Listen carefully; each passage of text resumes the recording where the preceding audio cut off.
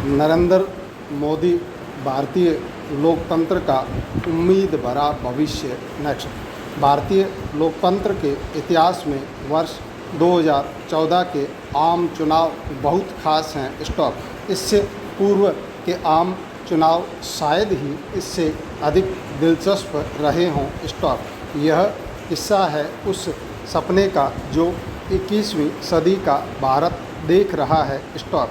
यह सपना है एक खुशहाल और ताकतवर देश होने का, जो आर्थिक रूप से भी समृद्ध हो। स्टॉप। यही सपना पहली बार 66% से अधिक मतदाताओं को मतदान केंद्रों तक खींच लाया, और वह भी सिर्फ एक नाम के सहारे। स्टॉप। किसी एक व्यक्ति को लेकर ऐसी दीवानगी और जादू पहले कभी नहीं देखा गया, और वह व्यक्ति है भारत के 15वें प्रधानमंत्री के रूप में पदभार संभाल चुके नरेंद्र मोदी। स्टॉप।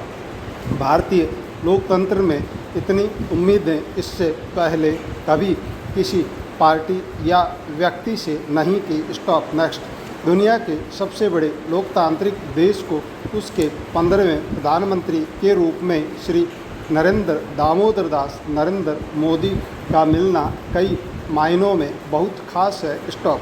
नरेंद्र मोदी का जन्म 17 सितंबर 1950 को गुजरात के मेहसाणा जिले के एक छोटे से गांव वडनगर में आर्थिक रूप से पिछड़े हुए परिवार में हुआ। स्टॉप।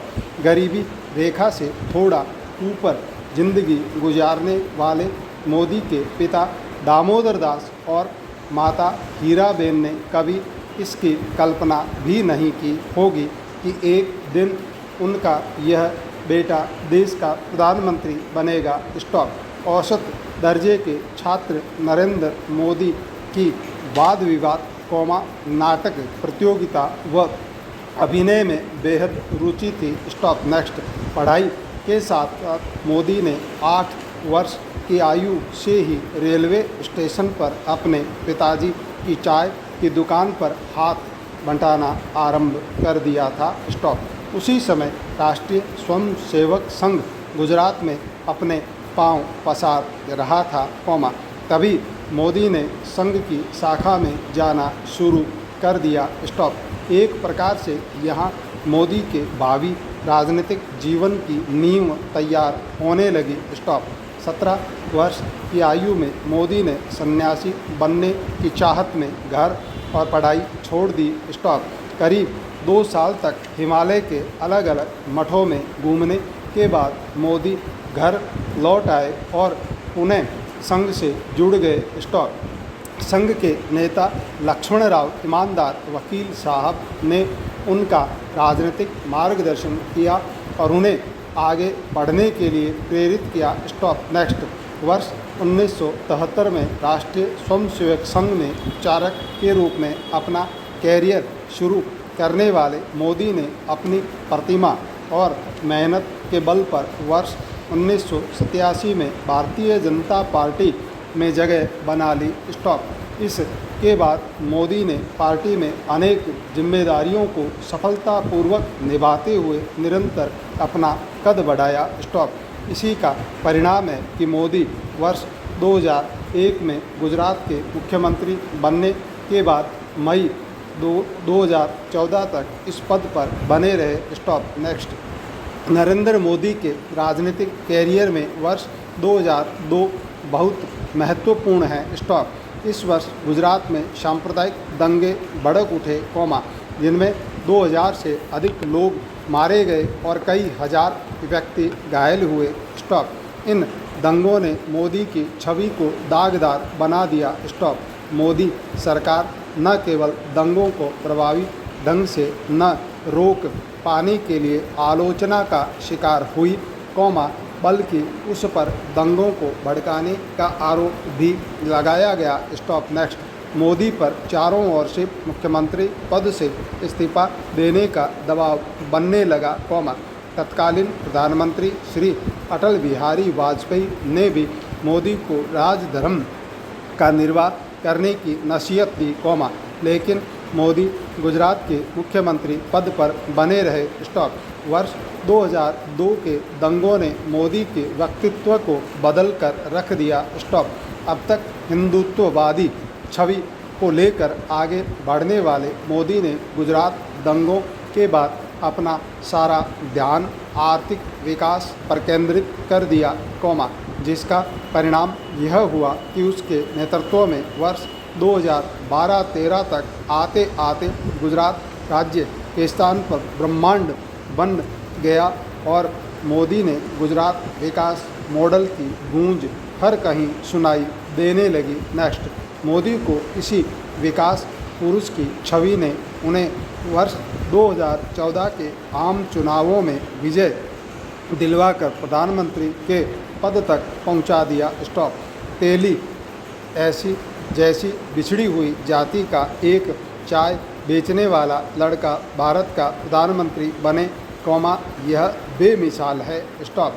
वे अकेले ऐसे प्रधानमंत्री हैं, जो इतनी गरीबी से उठे हैं। Stop. Next. Shri HD Deve Gowda के बाद प्रधानमंत्री पद पर पहुंचने वाले मोदी दूसरे OBC लीडर हैं और ऐसे पहले सिटिंग मुख्यमंत्री हैं, जिन्हें इस पद के लिए चुने जाने का अवसर मिला है। स्टॉप।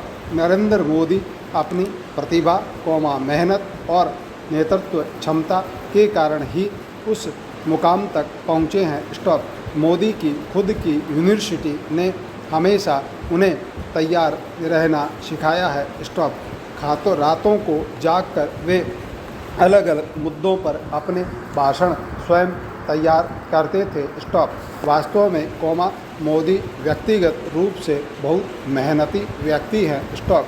सबसे अहम बात यह है कि वह खुद से बने इंसान हैं, इसलिए उनकी सफलता की कहानी सुनकर शायर इकबाल की निम्न पंक्तियाँ स्वतः ही याद आ जाती है। खुद को कर बुलंद इतना कि हर तकदीर से पहले खुदा बंदे से पूछे, बता तेरी रजा क्या है। नेक्स्ट। आज़ाद भारत में जन्मे पहले प्रधानमंत्री नरेंद्र मोदी सही मायनों में भारत के युवा प्रधानमंत्री हैं। स्टॉप। स्कूली दिनों में नाटकों में भाग लेने के शौकीन मोदी वक्त के साथ कदम मिलाकर चलने वालों में से हैं। स्टॉप। यही वजह है कि भारत जैसे देश में जहां तमाम राजनीतिक दल प्रौद्योगिकी से दूरी रखने में विश्वास रखते हैं, वहीं मोदी कंप्यूटर एवं इंटरनेट प्रौद्योगिकी का जमकर प्रयोग करते हैं। स्टॉप। उन्होंने चुनाव प्रचार में भी सूचना प्रौद्योगिकी का भरपूर इस्तेमाल करते हुए जनता के बड़े वर्ग तक अपनी पहुंच बनाई है। नेक्स्ट। स्टॉप। वे जनता से जुड़ने के लिए सोशल नेटवर्किंग का सहारा लेते हैं। स्टॉप। नागरिकों से लाइव चैट करने वाले पहले भारतीय राजनेता होने का गौरव भी मोदी को ही मिला है। स्टॉप। वे सोशल नेटवर्किंग वेबसाइट ट्विटर पर सदैव सक्रिय रहते हैं। स्टॉप। उनकी लोकप्रियता का अंदाज़ा इसी तथ्य से लगाया जा सकता है कि ट्विटर पर उनके 5 मिलियन से अधिक अनुयायी फॉलोअर हैं और वे विश्व के ऐसे चतुर्थ राजनेता हैं, जिनका ट्विटर पर सबसे अधिक अनुसरण फॉलो किया जाता है। नेक्स्ट। इस संबंध में एक दिलचस्प और उल्लेखनीय बात यह भी है कि जापान के राष्ट्रपति शिंजो आबे ट्विटर पर सिर्फ 3 लोगों का अनुसरण करते हैं, जिसमें से मोदी एक है। स्टॉप। इससे पता चलता है कि अंतर्राष्ट्रीय स्तर पर भी मोदी एक अलग पहचान रखते हैं। स्टॉप। सूचना प्रौद्योगिकी का महत्व जानने वाले मोदी का इसके प्रति प्रेम उनके इस वक्तव्य से भी स्पष्ट झलकता है। 21वीं शताब्दी में जहां से सूचना एवं संचार प्रौद्योगिकी का दायरा बढ़ाने वाली ऑप्टिक फाइबर केबल गुजरेगी, वहीं पर नगर बसाए जाएंगे। नेक्स्ट। जाहिर सी बात है कि नरेंद्र मोदी न केवल सूचना एवं संचार प्रौद्योगिकी से सक्रिय रूप से जुड़े हुए हैं, बल्कि आने वाले दिनों में इसका प्रयोग करने की हिमायती भी हैं।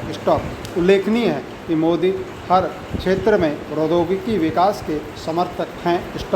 तमाम गतिरोधकों के बावजूद उन्होंने देश में बुलेट ट्रेन चलाने की स्वीकृति दे दी है। कृषि के क्षेत्र में भी उन्होंने नए नारे देकर कम जमीन कम वक्त में कृषि उत्पादन को बढ़ाने में मदद के लिए वैज्ञानिक प्रौद्योगिकी के इस्तेमाल पर बल दिया है। हरित और श्वेत क्रांति की तर्ज पर उन्होंने देश में मछली पालन के क्षेत्र में नीली क्रांति का आह्वान किया है।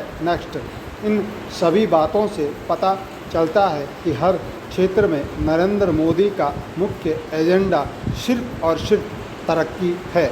वे सबका साथ सबका विकास की विचारधारा के पक्षधर हैं। शायद यही कारण है कि भारत की जनता ने गुजरात दंगों को भुलाकर उन्हें प्रधानमंत्री के पद के रूप में इतनी बड़ी जिम्मेदारी सौंपी है। यद्यपि हर सरकार अपने तरीके से देश के विकास के लिए कार्य करती है, किंतु नरेंद्र मोदी की सरकार से जनता की उम्मीदें बहुत ज़्यादा है, क्योंकि भारत में संभवतः पहली बार कोई लोकसभा चुनाव जाति पाति तथा सांप्रदायिकता जैसे मुद्दों को छोड़कर विकास के मुद्दे पर लड़ा गया और जीता गया, इसलिए जनता अपने नए प्रधानमंत्री से UPA 2 के शासनकाल में आए ठहराव से मुक्ति पाने की अपेक्षा रखती है। लेस गवर्नमेंट जैसे नारों का आभास अवश्य होगा कि एक प्रधानमंत्री के रूप में उनके सामने महंगाई, बेरोजगारी, आर्थिक घाटा, भ्रष्टाचार जैसे अनेक चुनौतियां हैं, जिनका समाधान उन्हें करना है।